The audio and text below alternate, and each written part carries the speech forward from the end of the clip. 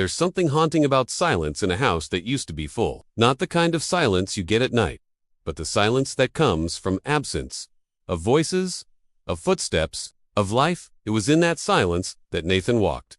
28 years old, a freelance web developer, spent more time behind screens than under sunlight. Burned out, but couldn't admit it, not even to himself. He'd just inherited his grandparents' old house in upstate New York, the kind of place where time seemed to fold in on itself.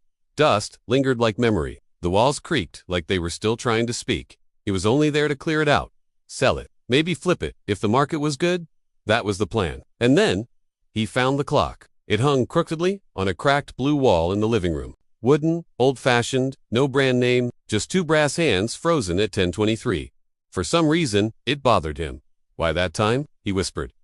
What happened at 10:23? He tried to wind it. Nothing. He tapped the glass. Nothing. The pendulum inside had long since surrendered. Still, he didn't take it down. That night, Nathan stayed in the house longer than expected, sat on the old floral couch, turned on a record player that still worked, jazz the kind his grandpa used to love, and he stared at the clock, not checking the time, just staring. And something strange happened. He felt still, not bored, not anxious, just still. It was the first time in months he hadn't been scrolling, coding, multitasking, rushing. It was the first time he didn't feel like he had to become anything. He could just be. The next morning, instead of tossing the clock in the donation pile, he put it in the front seat of his car. Back in the city, he hung it in his studio apartment. It didn't match but it meant something now, even if he didn't fully know what. Weeks passed. Nathan began making small changes. Not because he had to, but because he wanted to. He started waking up without an alarm, journaling, taking morning walks before work, cooking dinner without YouTube in the background.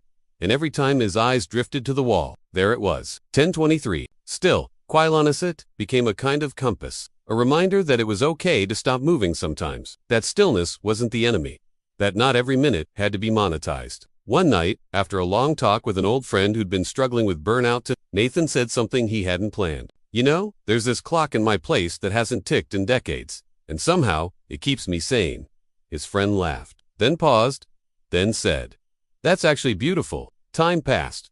The clock became a talking point. People asked about it during Zoom calls, at dinner parties, on dates. Nathan would smile and say, It's stuck, but in a good way. And then he'd tell the story of the house, of his grandparents, of how losing them made him find something in himself he'd forgotten. A sense of presence, a sense of self, in a world that worships motion, hustle, achievement. Maybe the bravest thing we can do is stop, to let go of the pressure to always be productive.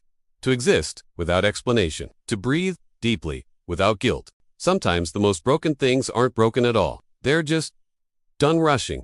That old clock, it's not useless. It's a teacher, and if you let it, it might just teach you something too. You are not behind. You are not late. You are right on time.